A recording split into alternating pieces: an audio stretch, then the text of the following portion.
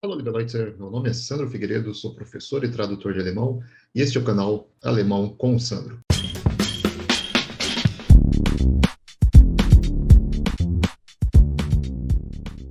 O vídeo de hoje faz parte de uma série de 4 capítulos sobre as declinações do alemão. Nós temos vídeos sobre o nominativo, acusativo, dativo e genitivo. Acompanhe aqui no canal que você vai encontrar todos eles. O vídeo de hoje é sobre o nominativo. Então, tudo aquilo que você sempre quis saber sobre o nominativo, as dúvidas que você tinha, mas tinha medo de perguntar em sala de aula ou tinha medo do seu professor. Acompanhe o vídeo, se você gostar, curta, né, se inscreva no canal e acompanhe as nossas publicações. Então, vamos ao vídeo de hoje sobre o nominativo no alemão. Vamos então ao vídeo de hoje. O vídeo de hoje tem como tema o nominativo. Vamos ver então 5 perguntas, 5 questões sobre o nominativo no alemão, dúvidas que talvez você tenha e tinha medo de perguntar ao seu professor. Vamos ver se a gente consegue esclarecer. O tema então faz parte de uma série de 4 vídeos sobre as 4 declinações do alemão. Nós temos um vídeo sobre o nominativo, acusativo, dativo e genitivo. Se você se interessa pelo tema, procure aqui no canal que você vai encontrar os outros 3 vídeos da série. Vamos então ao primeiro, que tem como tema o nominativo. E a primeira pergunta que a gente tem é: o que é nominativo? Você sabe o que é nominativo? Sabe quando usar nominativo? Vamos ver a definição. Segundo a definição, o nominativo, que vem do latim nominare, é o caso gramatical equivalente ao sujeito e ao predicativo do sujeito. É o caso que dá nome aos seres, que dá nome aos objetos. Então a gente tem um caso nominativo, é aquele que nomeia, né? A gente pensa em português, nominar, algo que dá nome a algo, e equivale então, sintaticamente, ao sujeito ou ao predicativo do sujeito. Você se lembra ainda do que significa sujeito, predicativo do sujeito? Se lembre lá atrás das aulas de análise sintática na escola. Essas informações são importantes para a gente que estuda alemão, né? A gente precisa ter esses conceitos bem em mente. O que é um sujeito, o que é um objeto direto e indireto, o que é um predicativo do sujeito, o que é um adjunto adnominal, adjunto adverbial. Tudo isso que a gente aprendeu na escola é importante agora também no alemão, se a gente quer não apenas aprender, mas se a gente quer principalmente entender a língua. Então vamos ver aqui a pergunta número 2. Todo verbo alemão pede um nominativo. O que você acha? Todo verbo alemão exige nominativo. O nominativo é um complemento obrigatório. Vamos ver a resposta. O que vocês acham? Sim. O nominativo é o único caso que é obrigatório para todos os verbos do alemão. Independente do tipo de verbo, se é um verbo de ação, de estado, de fenômeno da natureza, não importa. Todos os verbos alemães precisam de um nominativo. O que significa, então, que sujeito é obrigatório no alemão. Não é como no português ou algumas outras línguas que a gente pode omitir o sujeito e que a compreensão fica clara. No alemão, não pode. Tá? Então, sujeito é obrigatório e sujeito precisa aparecer na frase. Vamos ver, então, aqui o que é, afinal de contas, esse sujeito, esse complemento obrigatório. Na gramática alemã, a gente tem esse termo que aparece aí na tela para vocês, Ergänzung.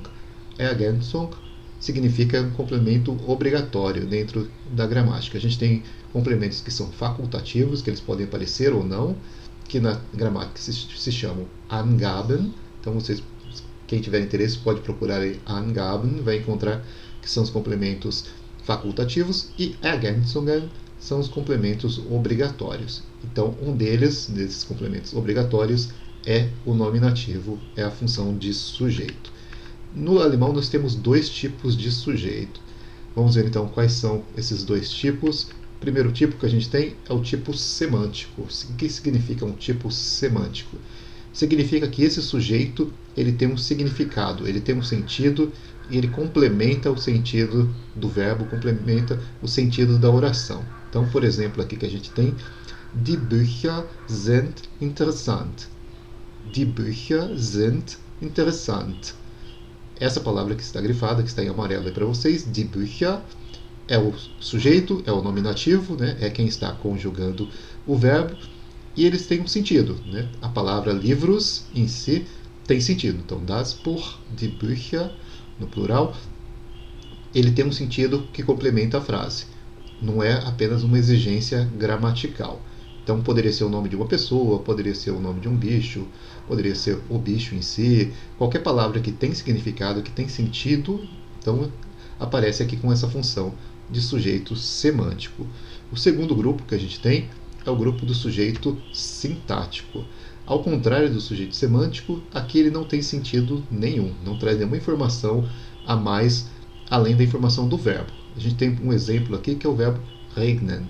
Regnen significa chover. Se a gente tem aqui es regnet, esse es é só uma obrigação sintática, né? Como a gente viu, todo verbo precisa de um nominativo. O nominativo é obrigatório. Então eu preciso colocar aqui um sujeito, que no caso vai ser o es, né, que é o neutro, o pronome neutro, apenas para ter uma função de sujeito. Mas em si, es não significa nada na frase. Se a gente pegar es regnet, significa, para a gente em português, chove, está chovendo. Então não tem um sujeito semântico, mas tem um sujeito sintático no alemão. Então vamos ver a nossa próxima pergunta, que é: então não existe oração sem sujeito em alemão? O que vocês acham? Existe oração sem sujeito? Quem já fez pelo menos uns 2 módulos de alemão sabe que existe um tipo de oração no alemão que não tem sujeito, que ela existe sim, né? A exceção é imperativo informal. Imperativo por du e por ia, né? No singular e no plural. Esses 2 casos a gente tem que é o imperativo, não aparece o sujeito. Então, por exemplo, a gente tem Lern Deutsch, né, que aparece aí para vocês na tela e aqui atrás de mim também. Lern Deutsch, então aprenda alemão, und sagt die Wahrheit. Digam a verdade. Então, tanto o imperativo com o du, né, com você, quanto o imperativo com vocês não tem sujeito aparecendo na frase. Então, é o caso que a gente vai ver aqui, que é a exceção na regra. Se vocês lembrarem, o imperativo formal, no imperativo com Sie, a gente tem sim o sujeito aparecendo, né? Ficaria lernen Sie Deutsch, sagen Sie die Wahrheit, mas aqui não, né? Se a gente faz o imperativo com du e com ia, não tem sujeito aparecendo. Então, nem sempre a gente vai ter o nominativo presente aparecendo aqui na frase, né? E essa então é a exceção. Vamos à próxima pergunta. O nominativo não tem declinação? Essa é uma dúvida que muitos alunos têm. Eu sempre vejo isso em sala de aula, os alunos perguntando assim: quando é que a gente vai aprender declinação? E, às vezes logo no comecinho. Mas você já está usando o nominativo já é uma declinação. Muita gente pensa que declinação só é acusativo, dativo, genitivo. Não, nominativo em si já é uma declinação. As palavras, quando são usadas no alemão, elas são usadas em contexto, em uma função, então elas estão já em um caso. Não existe isso da palavra aparecer sem caso, né? Talvez no dicionário apenas, mas na fala, na língua, na escrita, não. Então sempre a gente vai estar declinando de alguma forma, e aqui, então, nominativo é sim uma declinação. Então tem sim a forma do nominativo, já é uma declinação em si. Vamos então para a nossa pergunta número 5. Tudo que aparece como sujeito está no nominativo?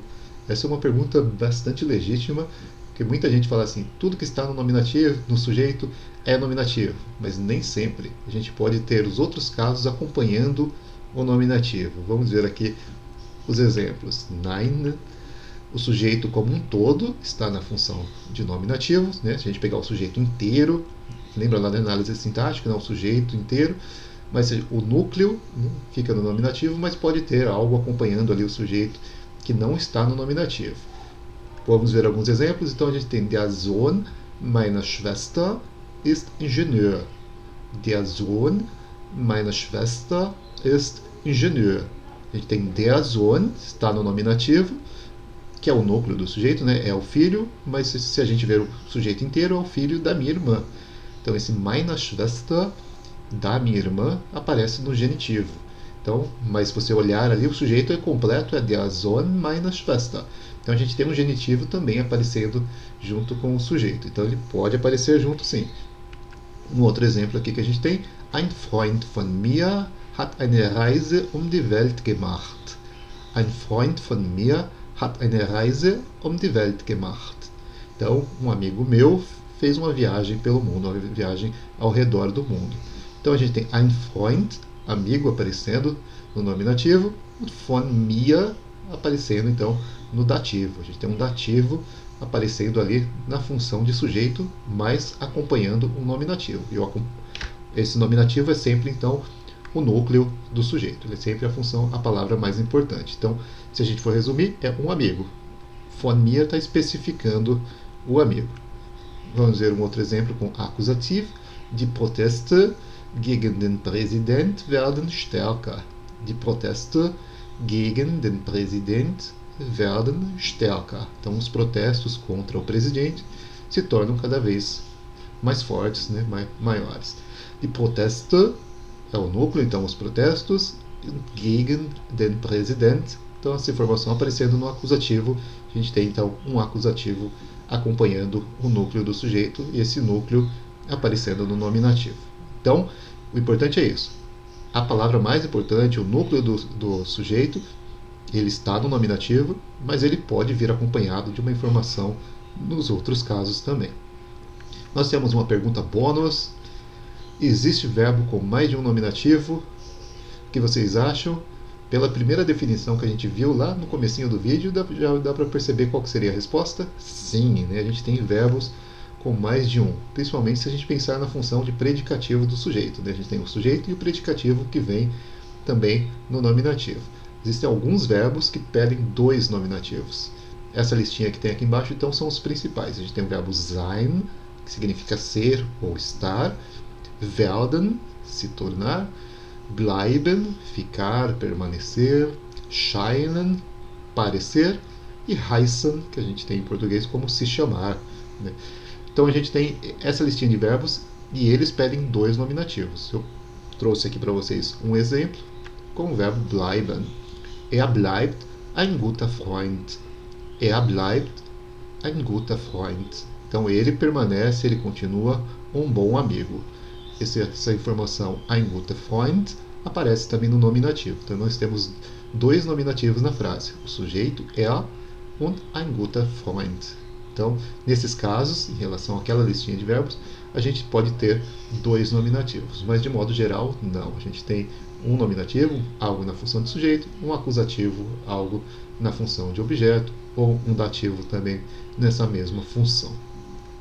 Bom, se você gostou do vídeo de hoje, curta, compartilhe com os seus colegas, se inscreva aqui no canal e você vai então ter mais informações. Deixe sua dúvida aqui nos comentários, ficou algo sobre o nominativo que você gostaria de aprender, a gente retoma o assunto num próximo vídeo. Então, nos vemos no próximo vídeo und bis bald!